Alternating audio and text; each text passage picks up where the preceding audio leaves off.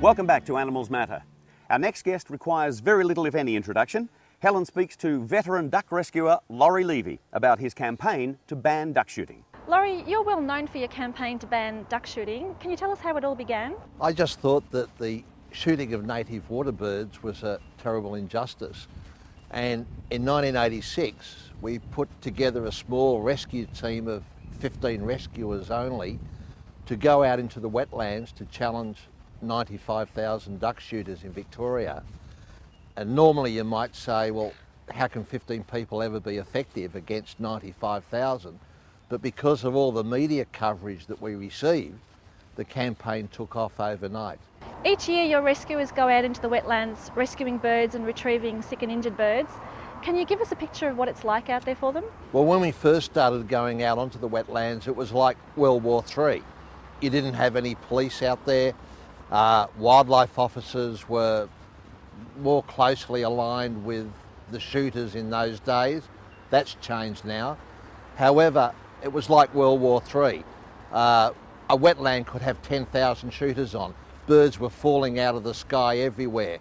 What we did that was different, duck shooting had always been about killing and maiming beautiful native water birds.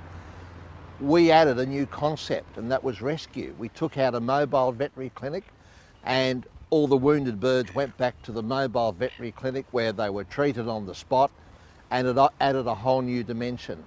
So the campaign has been successful, where in Western Australia in 1990, the recreational shooting of native water birds was banned. In 1995, Bob Carr got into office in New South Wales and banned the activity.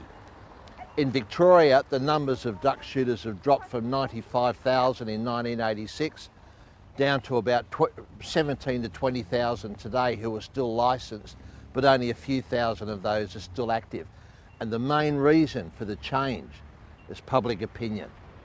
Public opinion has been the catalyst for that change. The campaign has been running for quite some years now, and as you said, the number of shooters has dropped dramatically. So why is it that the Victorian government continues to announce an open season each year? The Bracks government has a close relationship with the shooters. I mean, we saw the banning of recreational duck shooting in 2 states. We saw John Howard, after the Port Arthur tragedy, ban semi-automatic and pump-action shotguns. But the Bracks government controls both houses of parliament, and they control the lower house by a huge majority, but they just don't have the guts to do anything. They don't have any commitment to anything. And in fact, the Bracks government has the same policies to native water birds that the Liberals had 50 years ago under Sir Henry Bolte. So would you say the future for ducks in Victoria is looking optimistic? Very optimistic, and the rescuers have risked their lives. Their commitment and courage over the years has been fantastic, and it's because of their effort that the campaign's worked. And I would say now the shooting of native water birds will be banned in Victoria, and public opinion is bringing it about. So it's only a matter of time now. Thank you so much for your time, Laurie, and we certainly hope that the end is near for this terrible blood sport. Thanks, Helen. Well, let's hope that we see an end to that so-called sport in the very near future. Are you watching, Dad?